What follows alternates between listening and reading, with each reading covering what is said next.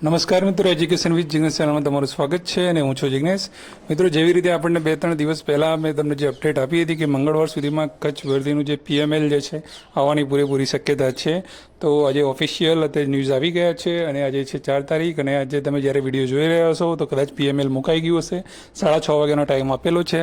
તો વહેલું મોડું જે છે PML મુકાઈ જશે સાઇટ ઉપર. કચ્છ ભરતીના PML જે છે એ હવે મુકાઈ ગયું છે, પણ અહીંયા તમે જોઈ શકો છો કે 1 થી 5 માટે જે 2500 જગ્યાઓ છે એના માટે જ PML હાલ મુકાવાનું છે. 6 થી 8 માટે કેમ નહીં? તો 6 થી 8 માટે એટલા માટે નહીં કે 6 થી 8નો જે પ્રશ્ન ચાલુ છે એ પ્રશ્ન સામાન્ય ભરતીનો પ્રશ્ન ખાલી નથી, એ કચ્છ ભરતી માટે પણ એ પ્રશ્ન છે.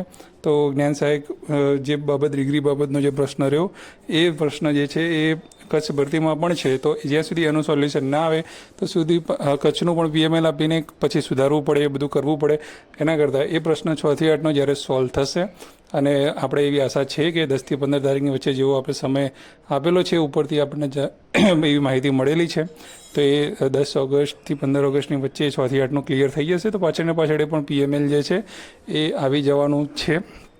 પણ હાલમાં જે છે 1 થી 5 2500 ભરતી માટેનું જે છે એ પુષ્ટિ જે થઈ ગઈ છે. શિક્ષણ મંત્રીએ પણ ટ્વીટ દ્વારા આ જાણકારી આપી દીધી છે અને અહીંયા તમે ટ્વીટમાં જોઈ શકો છો કે સમય સુધી લખેલો છે 4 તારીખે સાંજે 6:30 પછી.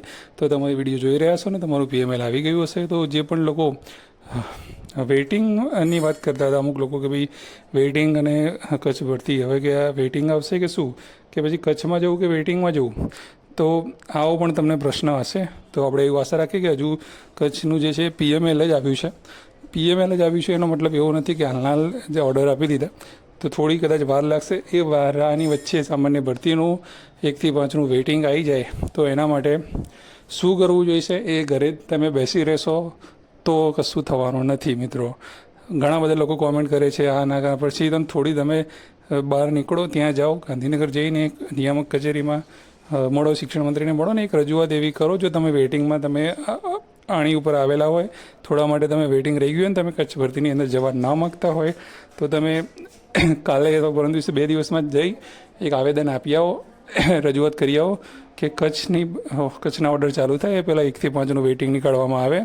અને વેઇટિંગ નીકળશે તો તમે વેઇટિંગ પહેલાં જઈ શકશો. નહીં તો પછી સરકારનું એવું કામ છે કે ભાઈ કચ્છની ભરતી આવી છે તો કે પતાવી દઈએ પહેલાં.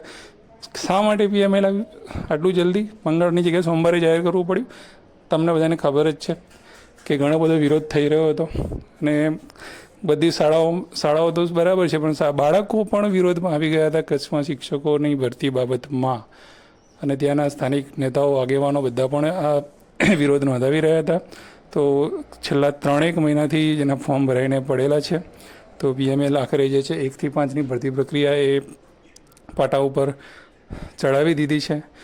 આ ફાસ્ટ ભરતી પ્રક્રિયા થશે. 1 થી 5માં બીજું કંઈ આ લોકોને કરવાનું છે નહીં.